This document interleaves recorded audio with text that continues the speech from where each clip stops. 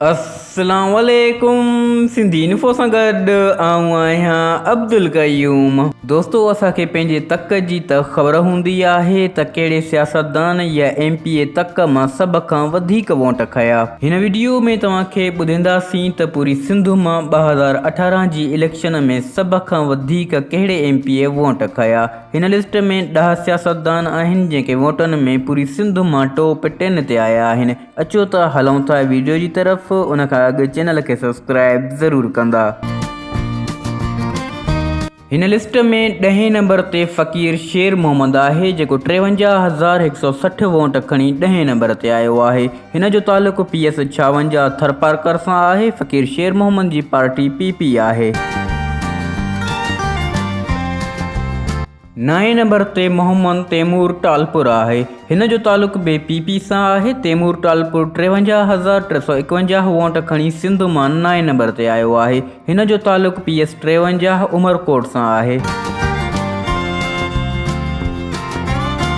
दोस्तो 8 नंबर ते हिन लिस्ट में फरियाल टालपुर आहे जंहिंजा 53,674 वोट आहिनि। फरियाल टालपुर तव्हांखे ख़बर आहे आसिफ अली ज़रदारी जी भेण आहे।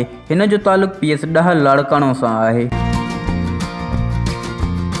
7 नंबर ते फराज़ डेरो आहे जंहिंजो तालुक़ु बि PP सां आहे। फराज़ डेरो 54,156 वोट खणी सिंध मां 7 नंबर ते आयो आहे। हिन जो तालुक़ु PS 44 सांगड़ सां आहे।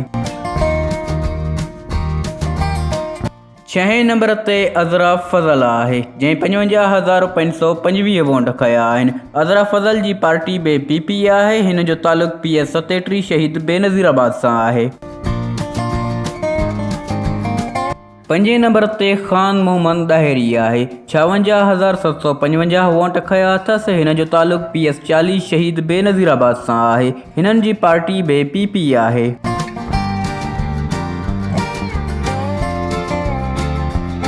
4 नंबर ते हिन लिस्ट में मखदूम महबूब ज़मा आहे जंहिंजो तालुक़ु बि PP सां आहे। मखदूम महबूब 56,829 वोट खणी 4 नंबर ते आयो आहे। हिन जो तालुक़ु PS 58 मटियारी सां आहे। हिन लिस्ट में 3 नंबर ग़ुलाम क़ादिर चांडियो जो आहे जंहिंजो तालुक़ु बि PP सां आहे। ही 58,159 वोट खणी 3 नंबर ते आयो आहे। हिन जो तालुक़ु PS 39 शहीद बेनज़ीराबाद सां आहे।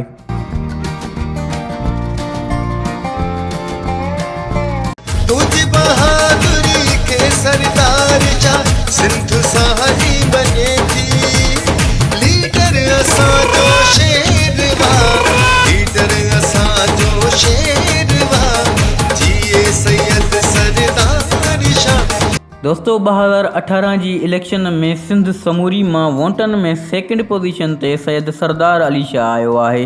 ही 58,680 वोट खणी 2 नंबर ते आयो आहे।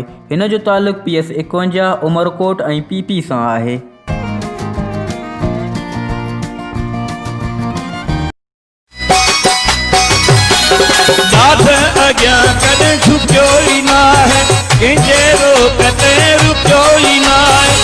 सच जो ही आवाज़ आहे वो असांजो अरबाब आहे। हक़ सचे जो आवाज़ आहे वो असांजो अरबाब आहे। सिंध सॼीअ जो नवाब आहे वो असांजो अरबाब आहे।